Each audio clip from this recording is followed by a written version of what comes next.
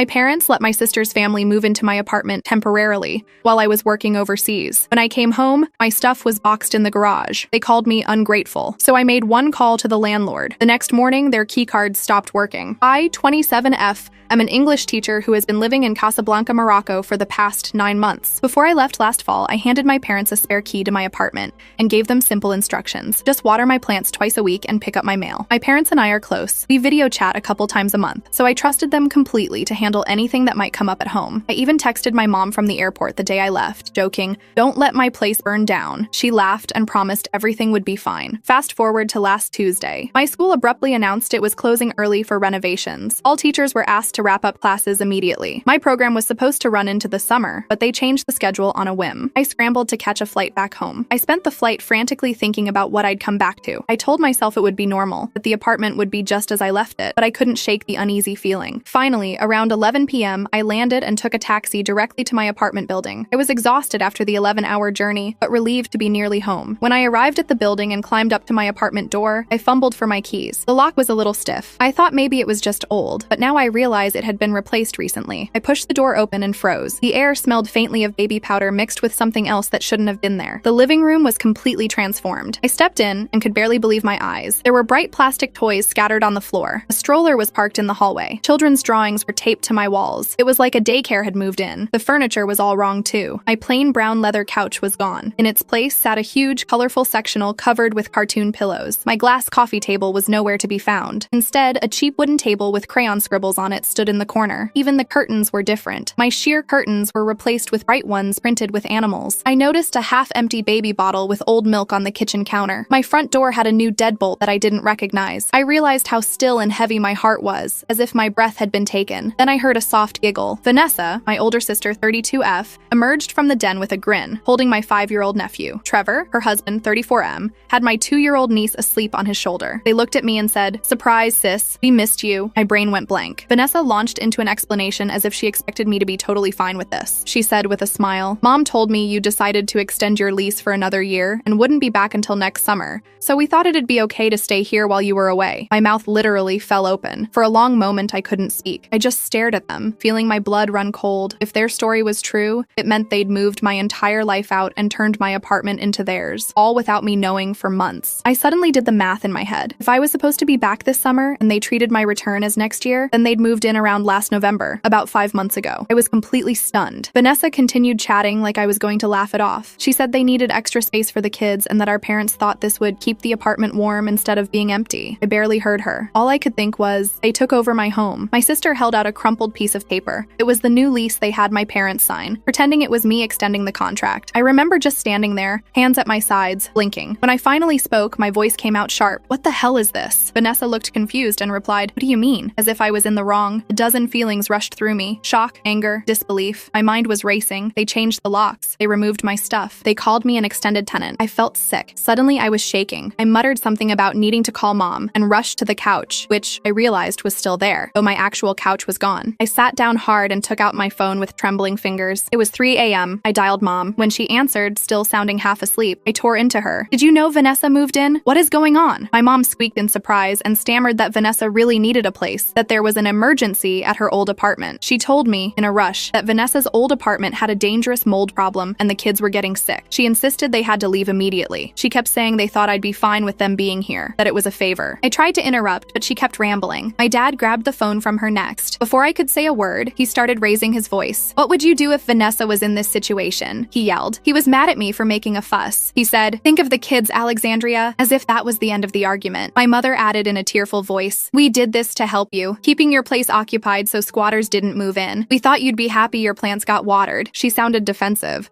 like this was supposed to be a selfless act. Inside, I was furious. How dare they lie to me? I finally yelled back that this was my home and my lease, that I never gave permission for any of this. I said they had no right to decide my life without consulting me. Vanessa, who had been awkwardly hovering behind them, started crying and saying she was sorry and thought this was okay. I snapped that no, this was not okay, and I wanted everyone out. In a more controlled voice, I told Vanessa and Trevor they needed to pack up and go. Trevor said softly, "Alex, we're sorry, we can go." Vanessa grabbed her kids, and as quietly as possible, they gathered their things. I directed them to pack up quickly and leave by morning. It was absolutely surreal seeing my sister pack my dishes into boxes with tears in her eyes. My parents helped shove boxes and old furniture onto the curb. Vanessa promised she'd keep in touch, but it didn't sound convincing. Finally, in the early hours of the morning, they all left. As soon as the door closed behind them, I locked it and collapsed on the couch. I felt like I'd been kicked in the stomach. The apartment was silent except for the echoes of what had just happened. I sat still for a long moment, my mind blank. Then, trembling, I started inspecting. The coffee table had dropped crumbs on it. The fridge was unlocked. A broken toy was under the sofa. This was my space. I had to see it with fresh eyes. The next morning, after some coffee and a lot of deep breaths, I started documenting everything. I took out my phone and started photographing every mark and broken item. The holes in the bedroom wall, the torn curtains, the half-spilled diaper on the bathroom floor. I paced from room to room. More stains on the carpet, a dent on the front door frame where a baby gate had been pried off. I found cereal on my kitchen rug and a big scratch on the wood floor. I even found a Barbie shoe behind the couch. I swear, I took at least 100 pictures. Then I stumbled on something in the trash pile outside, an eviction notice from Vanessa's old landlord. It was dated a couple of weeks before they moved in and said she had been evicted for non-payment of rent. My jaw dropped. Suddenly, I saw everything clearly. The mold emergency story was total nonsense. Vanessa had been kicked out, and my parents just decided to slip her into my apartment while I was away. All that extra space story was a lie. I sat down heavily on my couch and felt anger and betrayal rising up. They had lied to me to get their child out of a lease. I almost felt sick. How could they use us like this? Vanessa and I used to be close, and my parents always seemed supportive. Now I realized they had been conspiring behind my back for months. I locked the eviction notice in my pocket and headed straight to my parents' house. My parents' garage is usually organized, but not this time. It looked chaotic. My boxes and furniture were stacked in disarray under plastic sheeting. I pried up a tarp, and everything was soaked. They must have tried to cover my stuff during a recent rainstorm, but clearly it didn't work. My dining table's wood was warped and buckling from water. Cushions from my sofa were mildewing. Even the laptop bag was damp inside. I spent hours sifting through boxes. I pulled out just about every sentimental thing I own. Most of it was ruined. Moldy photo albums, boxes of old cards soaked through, mom's gifts for me disintegrating in their packaging. Then I checked one last batch of boxes where I usually kept valuables. They were nearly empty. My heart dropped. I pulled out a ripped cardboard box that had my custom gaming PC inside. The PC itself was gone.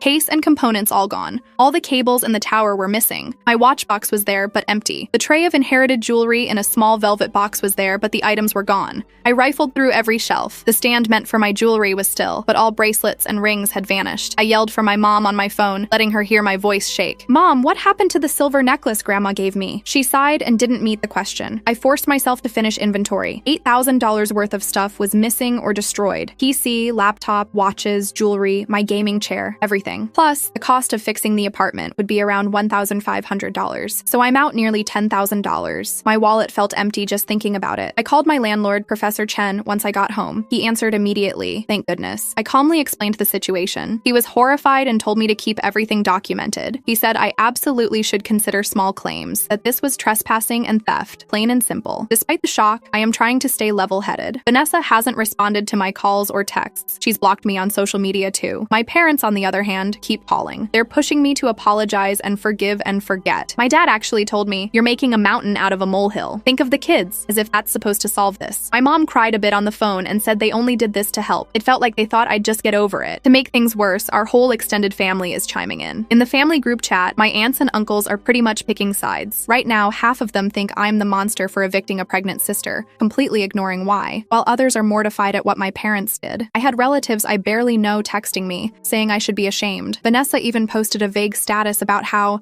my heart has been broken, and people are assuming I did something terrible. I've kept calm and methodical through all of this. I've got a folder on my laptop with the eviction notice scan, photos of damage, and a timeline of events. I've been lining up paperwork and witnesses. The kind concierge in my building even offered to sign a statement that I had no say in these move-in arrangements. Professor Chen told me to be thorough. He said even small things, like the moved couch and dead plants, reinforce my case. I have to admit, I feel conflicted and guilty on some days. I hate that I had to throw my family out on short notice. I hate that I haven't heard an apology, aside from Vanessa's "I'm sorry," but I know in my gut I did the right thing. No one gets to treat me or my home like this. Update 1. 3 days later. They're out, but now I'm seeing the real damage. 3 days have passed since that surreal night, and I've finally had time to collect my thoughts. Vanessa, Trevor, and the kids got out of my apartment on the 47th hour of the 48-hour notice. Immediately after they left, I went through my entire place room by room, trying to catalog the damage. My stomach churned with every discovery. Even before I started taking photos, I noticed how wrong everything looked. The air smelled faintly of bleach. They clearly scrubbed something, probably to cover up messes, and stale baby powder. On the way to each room, I found little clues: a toy car under the couch, a children's drawing on the fridge, and a torn book by the front door. In the living living room, the coffee table had ring stains and dried Cheerios on it. The plush throw pillow that I use as an accent was ripped. One of my plants had been knocked over and was dead. Every corner told a story of someone else living here. I stopped to take some pictures, then took inventory, starting with the worst spots. Living room. The beige carpet is now stained with large, muddy patches. The coffee table's legs were scraped to wood. My $200 leather couch is gone. Vanessa told me later she sold it. In its place is a threadbare sectional. Even the TV stand was broken. I found a squashed candy wrapper and a juice box cap under the couch. Bedroom. A big hole is ripped out of one bedroom wall where a child gate had been yanked off. My bed frame is scratched. One of my curtains was mangled. They may have tried to open the window while they were gone. A high chair with spaghetti sauce stains is in the corner. Definitely not mine. Kitchen. A few cabinet doors are completely ripped off the hinges. Hinges broken. A plastic sippy cup with dried milk is stuck to the counter. The crumbs in the toaster are fresh. My knife block was overturned. Knives thankfully still in drawer, but the board is gone. A baby bottle brush was in the sink, dried with soap scum. This is my kitchen. It feels like an intruder lived here. Bathroom. 4 floor tiles are cracked as if heavy toys were thrown. The shower curtain rod is bent. The bath mat was taken. I saw a thin towel on the floor instead. The soap dish has melted plastic glued in place, like one of the kids tried to stick toys on the wall. Even the medicine cabinet had a scribble from a marker. It was like a tornado swept through with tiny toy tornado sirens. I paced around, camera in hand, taking dozens of photos. I even found a stuffed toy under my dresser that one of the kids had apparently forgotten. Each photo I took was another knot in my chest. Then I saw something under the pile of trash on my porch, a crumpled eviction notice from Vanessa's previous landlord. It was dated a few weeks before she moved in here, and it said in big letters that Vanessa had been evicted for missing rent payments. My stomach dropped as I read that. The black mold story was totally, obviously a lie. They had just needed any excuse to get out of Vanessa's lease. As soon as Vanessa and her family were finally gone, I drove straight to my parents' house to inspect my things in their garage. Normally it's neat and dry in there. We keep our tools and holiday decorations. Today though, it was absolutely soaked. They had covered my furniture and boxes with plastic tarps when it rained, but clearly that was not enough. My couch cushions were covered in mold. Wooden table legs were warped and cracked. Even my bookshelf had bent shelves. A funny, not funny, sight. My duffel bag of old clothes was floating in a puddle on the floor. I picked up box after box. Almost everything inside was ruined or gone. My heart sank when I found the vacuum-sealed storage bins I kept my winter coat and sweaters in. Now they were full of mold and gone stiff. But then I discovered the really awful stuff. My valuables were missing. I went through every container in the garage. Here's what's vanished. Gaming PC. My entire computer, 3000, is gone. The gaming rig, all the monitors, everything. Even the keyboard and mouse are missing. Designer watches. I had a small collection, about $4,000 total. The cases are there, but empty. Inherited jewelry. All the pieces from grandma, a silver necklace, and a ring, are gone. I even checked the jewelry boxes they were in. Other items, my stamped comic books, my vintage camera tripod, also gone. My blood was boiling. I demanded to know what they did with my stuff. When I called my mom again, this time from their living room, still on speakerphone, she acted like I was being paranoid. She basically said, "I figured you wouldn't need all that stuff out here since you liked Morocco so much." I don't think I've ever been more speechless. My own mom telling me she disposed of my belongings because she assumed I didn't care. Dad just sat there silently. By the time I finished counting everything,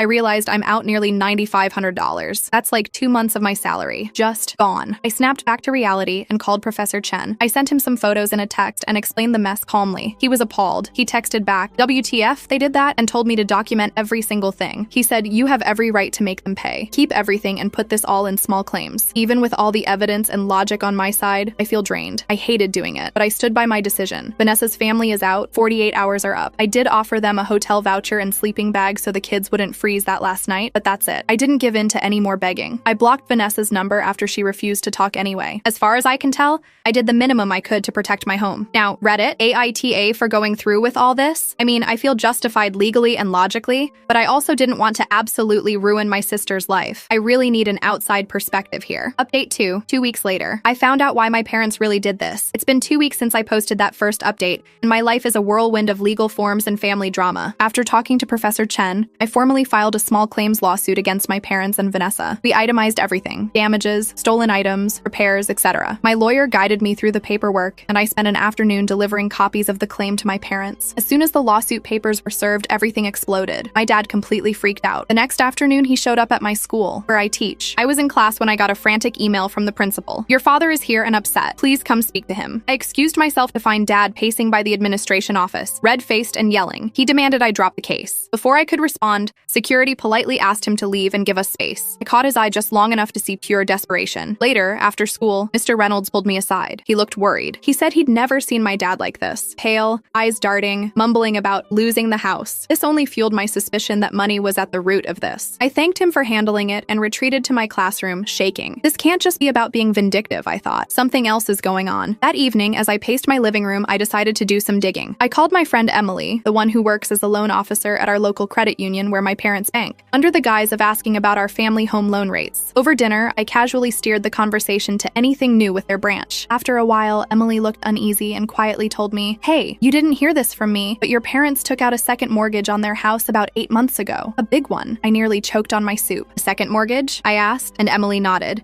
adding that the amount was huge and that it surprised her they'd qualify without an apparent reason. I thanked her, but could barely focus on the rest of our meal. A second mortgage would explain a lot. 8 months ago aligns with when Vanessa moved into my place. I looked back at their lease listing. Sure enough, the closing date was right around then. Suddenly, everything clicked. They were in deep financial trouble, it seemed, and were scrambling for quick cash. But where did the money go? It was starting to smell worse. At that moment, my phone buzzed. It was a message from Trevor. I tried not to think the worst as I opened it. He bluntly wrote, "I know what your parents did, and I'm done with it. We need to talk." The text made my heart pound. We met that night. I was nervous. Who knew what he'd reveal? Trevor looked tired and angry. After a long pause, he started explaining. My parents had approached him back in November with this plan in a very calculated way. They promised to pay his rent if he moved into my place with Vanessa, effectively giving them free rent. He said he and Vanessa agreed at first, thinking it was a good deal. Then Trevor dropped the bombshell. My parents never paid a cent of rent. None. The promised checkbook from Mom was blank. Dad had sold off almost all of my valuable stuff, including my gaming PC, my watches, and even the jewelry from Grandma, to cover bills for themselves. Trevor showed me texts where Dad would joke about free storage for them, while Mom faked smiles about helping. He said that one day he randomly found our security deposit return letter. They had forged my signature on a form in the trash, and realized we'd essentially funded all of this. He was furious that we, the supposed victims, had been manipulated for their benefit. Trevor actually looked ashamed as he explained all this to me. He apologized over and over. "Alex, we honestly thought we were doing a favor by moving into your place," he said quietly. "We had no idea they'd take our stuff too. If we had known, we never would have agreed." His voice shook a bit. I nodded because I believed him. Hearing it from him cleared up a lot of my anger. It turns out our parents had lied to both of us in different ways to make this happen. That night I got a call from Vanessa. She'd read Trevor's texts and was beside herself. We talked for hours. She had no clue about the money or the selling of my stuff, just the same story about needing space. She was crying, shocked at her parents, and apologizing profusely for hurting me. It felt strange crying with her over the phone. Just a month ago, we were at each other's throats. She said she's on my side now, 100%. It was actually a relief having her there with me. At least I wasn't alone in this. Meanwhile, word is out. The extended family chat is in full meltdown. Aunts, uncles, cousins are all chiming in. Some relatives are now saying, "Oh wow, I always thought your parents were hiding something." Others still think I'm cold-hearted. One aunt posted in the chat, "Family drama on Facebook? Seriously?" And it set half the group off. One uncle privately texted me, "You were so right, I was worried about that house buying thing last year." But another cousin snapped at him, "Stop taking sides. This is not a pretty picture for any of us. It's a mess." The biggest surprise was Grandma's reaction. She called me late last night, distraught but also strangely relieved. She confessed that she had suspected Dad's gambling had gotten out of hand, but had no proof. Apparently, she's been quietly saving her own money for years, worried he was dipping into it. When she heard the details, especially that he'd sold Grandma's engagement ring, she was furious. She told me she never trusted him after my parents took out that mortgage. Grandma even offered to testify if I needed her to. Hearing her support meant the world. I've never been prouder of her. Through all this, my parents have been scrambling. They deny everything to anyone who still listens to them. My mom posted a weird Facebook status about secrets tearing families apart, which was promptly screenshotted by everyone. My dad texted me calling me brainwashed by Trevor and saying I'm making mountains out of molehills. It's infuriating. They're acting like I'm the unreasonable one. My lawyer says I should expect them to lash out like this, so I try not to let it get to me. Professor Chen and I talked again this week. He said that with all the evidence I have, the eviction notice, Trevor's messages, Grandma's statements, plus my documentation, I have a slam dunk case. He even said I could consider going after them criminally. Theft and fraud, felony charges, the whole 9 yards. He said our state allows one-party recordings, so what I caught on tape counts. That both scares me and intrigues me. But mostly, I'm just trying to move forward. I've had virtually no sleep until this weekend. I've been staying up late scribbling in a notebook, organizing receipts, just building the paper trail. I met with a court clerk to double-check the small claims procedures. My boss is aware of the situation now. She knows I was distracted and has been supportive, covering classes for me if I need to appear in court during school hours. My friends and a couple of sympathetic co-workers have offered to help run errands, or even witness if needed. It feels good not to go through this alone. I still question myself, though. When I signed the eviction notice, did I overreact? My parents keep pushing me to forgive and forget. I wonder if, despite everything, I should just move on quietly to keep family peace. But then I look at my empty living room and the vanished items, and I can't do that. I'm the one who had her home stolen. So AET for standing this ground. I'm furious, but I also feel guilty some nights. I see my dad in my dreams as just a nervous, broken man. plan. The other side of me thinks, if the roles were reversed and I had the evidence they did now, I would act exactly like I'm acting. I just want to make sure I'm not being crazy about it. I would appreciate an outside perspective. Update 3, 5 weeks later. My father confessed everything, and it's worse than I thought. The small claims hearing is now just 1 week away. I've been preparing nonstop, lining up receipts, finalizing that spreadsheet with costs, and talking to witnesses. Even our building super said he could testify that I said no family was moving in. I'm going over every detail of the lawyer's checklist. And there's a big new twist. My dad actually came to my door late one night alone, begging me not to press charges. It was 11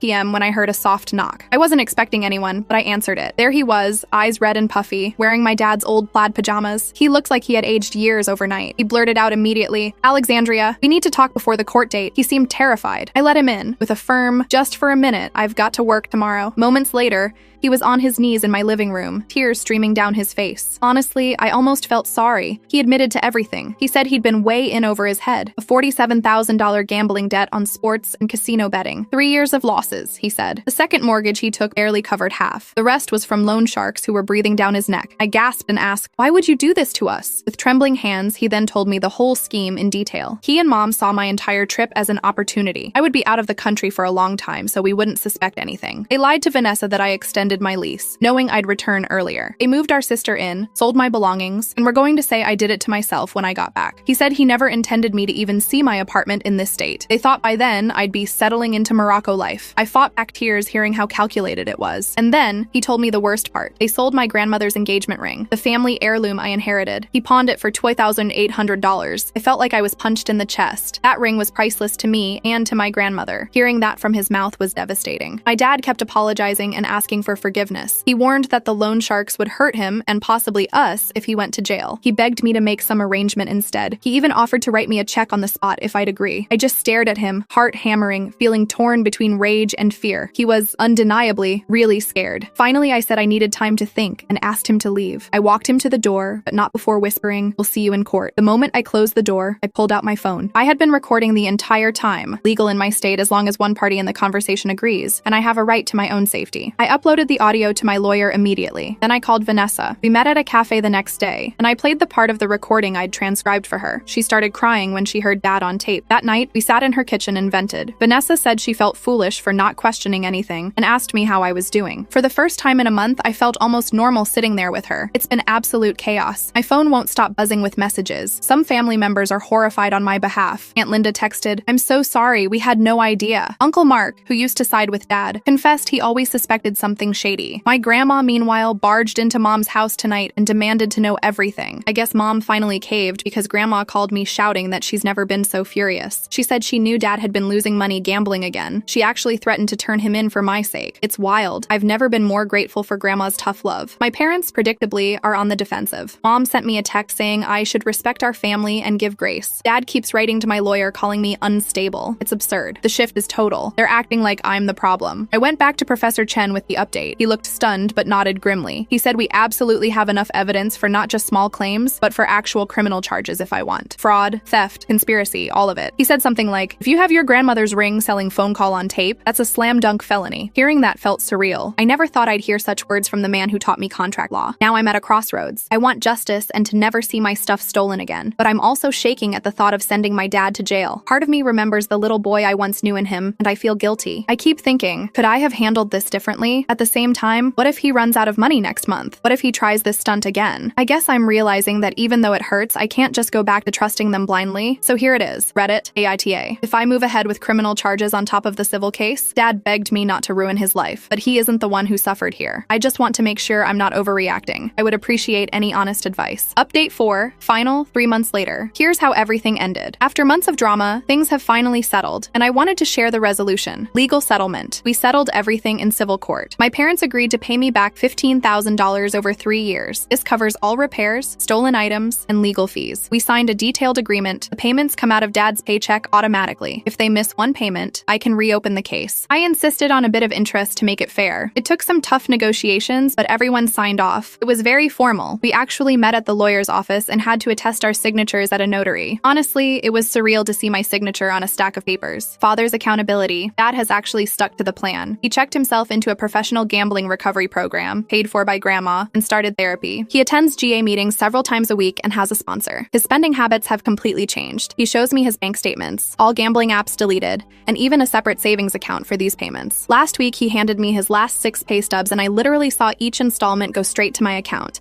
It's as if overnight Dad became diligent. Grandma gives him moral support. She took a GA meeting with him once, kept scribbling notes in her purse, bless her. It's been almost 12 weeks since he gambled, and this is the longest I've seen him go without a bet since he started years ago. Parents' consequences. To make that first payment, my parents had to liquidate some assets. They sold their big sailboat and RV. They also downsized their house. They're moving into a smaller home by next month to cut costs. Mom reluctantly took a part-time job at a local bookstore, her first paid job in many years, to help cover their share. They have a strict budget now. Color-coded spreadsheets, the works. They even started attending marriage counseling because Dad blamed Mom for encouraging this swap. It's pretty ironic. Dad cried during a session saying, "I was trying to help my daughter, not ruin her life." Well, too late for that. It's still weird at family events, but it's a sign that at least they're taking responsibility in some way. Sisters' reconciliation. Vanessa and I have been slowly rebuilding trust. We decided to take baby steps, literally. Her kids are a big part of why I did what I did. We now see each other at least once a week. Once a week, Vanessa, her kids, and I meet up for an outing, playground, zoo, whatever, so we can have normal sister time with our kids around. We even had a mini sibling summit where we cooked dinner together and talked honestly, with the kids playing in the other room. She's doing much better now. She signed a new lease on a nice apartment and she paid me $200 back for the couch, which I told her was unnecessary, but she insisted as a gesture. The kids think Grandma and Grandpa, my parents, just made a mistake and are learning to say sorry. Vanessa's still nervous about trusting them, but she's stronger now. It actually feels really good to hear her genuinely say, "I'm so sorry, sis. I promise you deserve better." New boundaries. I learned the hard way. No more spare keys or trust without paperwork. I changed all my locks myself, twice just to be safe, and set a new habit. I only open the door for people I know for sure. My parents don't have any access to my place at all. Any family gatherings now happen in public or at Grandma's, never at my house. I quietly left the large family chat, too much drama, and made one group chat with just Vanessa and our oldest friends for updates and support. I even got a new phone number that only my closest friends and work have. Holidays are divided. Some are with Vanessa's kids, some are just me and Grandma, because honestly, I needed at least one family member who'd keep it chill. It took some getting used to, but I actually sleep easier knowing no one can just slip into my home again. Emotional aftermath. Therapy has been a lifesaver. I had a few really tough nights. I still sometimes wake up thinking about that ring or some cherished item. I cry behind closed doors when I remember how tranquil I used to feel coming home, or when I think of the first time I get paid to throw away my bank statement. Long story, but I'm healing. I've learned to set boundaries and advocate for myself. I told my therapist, I keep replaying those moments, but I also keep reminding myself it was 1 year overseas versus everything I own at home. She said it's okay to be angry and betrayed. We talked a lot about trust. I realized I was giving into guilt thinking about Vanessa's kids a lot. I made peace that I did what I had to do to protect my home. Grandma's ring. We never recovered the actual ring. Dad confessed he sold it to a pawn shop the day after he sold the PC. Grandma and I went to that pawn shop together. She insisted. We found out they had already resold it. Some tourist bought it. It's gone. Grandma cried when I told her, but then she did something sweet. She took me to pick out a new gold ring and bought it for me. She said, "Your grandfather wanted you to have something to remember him by." I still wear it. It's not the same ring, but it feels like carrying Grandma's love on my hand. Unexpected positives. Funny as it sounds, some good things have come out of this. My bond with Grandma is stronger than ever. We text every day now, and she calls me to vent about Dad if needed. Vanessa and I, after the shock wore off, now are even more honest with each other than before. I feel empowered. I stood up to my family, and my confidence that I can handle tough stuff is way higher now. Professor Chen was so impressed with how I handled everything,